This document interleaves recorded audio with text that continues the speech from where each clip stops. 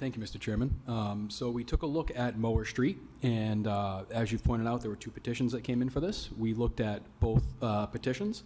So we did develop costs for both Upper and Lower Mower Street to receive sidewalks, as well as just the corner of Mower and Westmoreland. So looking for a response to your question. Okay. The cost for installing sidewalks from from the school on Mower Street to Westmoreland is approximately $18,720. That would accomplish A, right? Yes, that would accomplish A. So how much is it again? $18,720. If you would like dollar. And that's the whole thing? Yes, I can provide dollar amounts But for the affected that would lots. accomplish this whole thing? Correct. Okay. And because we've waived them near some other schools, could the city council ask to waive that? Could the council petition, could this committee or someone else ask for it to be waived? Because we have done that near some other schools where we've done just the immediate paths right near the school. Yes, we would recommend the city council waive this. Okay. All right. Would anyone like to be heard on this item? First of all, either item. Come to the microphone, please. And also, if other people would like to, if you could stand up and be ready to go, because we're going to kind of try and move the meeting along. If you could come, just tell us your name and stand at the podium if you could, I think. Okay. My name is Mary Salmon. I reside at 2 Westmoreland Drive in Worcester. Hi, Mary. I am here to speak about the sidewalk issue. I am against putting in the sidewalk. Are you in the area covered under item A? Yes. Okay. My house is on 2 Westmoreland Drive in the corner of Mower Street. The school had petitioned a few years ago before COVID to put in sidewalks. At that time, it was going to be very, very costly. 6 years later, I can just imagine what it is now. You're giving a ballpark figure. That may not be the final figure. One of the properties involved has no driveway. They use that for their parking. If the city puts in the sidewalks, 2 of the houses involved are going to lose their parking, and they're going to be required to park in the street. An alternative that the city came up with was to post no parking signs between Westmoreland Drive and the school during designated hours. That worked fine for the past couple of years, but this year there's been a lot of traffic up there, and there is no enforcement. I don't know whose responsibility it is, whether it's the school department or the police department, to actually go up there and enforce those no parking signs. It's just an expense. Number 2, Mary? Yes, Okay. number 2 Westmoreland Drive. And you realize that the recommendation of the staff is to approve this, but also to waive the fee. So you wouldn't be charged the fee if the council went along with waiving it in the interest of public safety, just to utilize the school. But what happens if they choose not to waive it? Well, that's true. The Then council that could. the expense is on the 3 properties involved. Yes, and that would mean $5,580 on your property, $10,008 for the Elizabeth Orlano, I think it is, next door.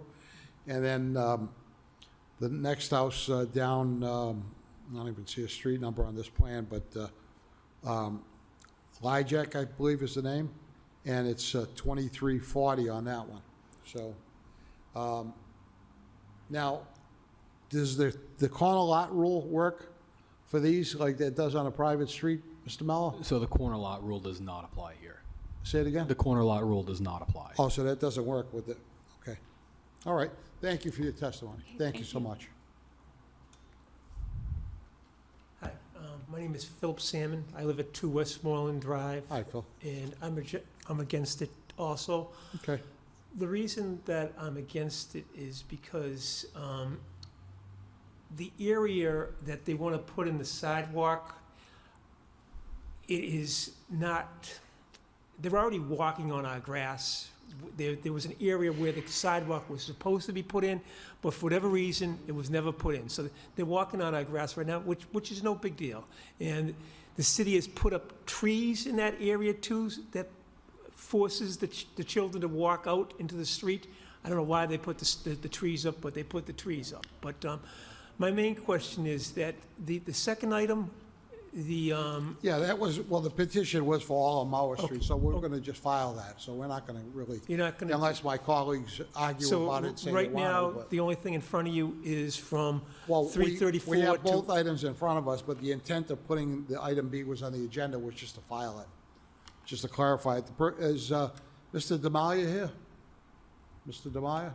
Yeah, Mr. Demalia called me multiple times on it, and I explained to him that when you do, you know, folks have an interest in it, I said, if you're gonna try and do all of Mauer Street, you're gonna have a bunch of people that are gonna be having all different questions and issues, and he has expressed to me that it was his main concern was right near the school, and that was the thing, and if that could be done with getting the city to waive it, that he would reduce the petition down. As you see the dates, one petition was put in 24, and the other one was put in 25. So my question is that there's very little traffic up there on Mower Street. The only reason there's a lot of traffic up there is because of school choice. Children come from all over the city, and it's a zoo up there. And people dropping off their kids, people parking on the street. It was a neighborhood school, and everybody walked to school, and there was never a problem. I was looking out my window Friday, and I watched the people going up, the kids going up the street, and I counted like around 35 kids that actually live in the neighborhood, that use that area. Most of the people that are walking in that area, the children, they don't live in the neighborhood. So, Right, but they still go to the school. they still go to the school, but, And I know many of the schools are yeah, doing that. They have Okay. folks from all over coming in. okay, so I'd be objected All right, to well, to thank this. you very much. And mainly because if they want to do it between 334 and 2 Westmoreland Drive, they should do the whole street, because if they're concerned about the children's safety, there's children living down there that may be walking the street too, so Thank you. you're welcome. Mr. Mello, this area after this and before this, is that sidewalks now? No, Mr. Chair. All right, so we're just talking about just this little area in between these three houses? Under So this- so when you go after that, you won't have a sidewalk. When you go before that, you won't have a sidewalk. So the sidewalk that we're speaking about under this particular petition, if it were to be completed, it would link the sidewalk network on Westmoreland Drive with the school. So that's where the benefit is. So it links the educational facility with an existing sidewalk network. All right, but like on Westmoreland, is there a sidewalk on the Salmon property? This sidewalk on the other side of the property, okay. Yes, Yeah. and then So- there's a sidewalk that continues So there's a sidewalk here. down Mower Street. Okay. So anyone else who'd like to be heard on this item? Mr. Clerk, is there anyone online? Mr. Chairman, no one is online, although would just state, we did send out 3 ballots associated with this item. Yep. And of those 3 ballots, we received 1 back from the Salmon residents, and it was opposed. Say it again? It was in opposition to this request. All right, so and when we say ballots, it means it's a poll. It's not really a binding, like an election ballot. It's just to try and figure out if people have an interest or not. Okay.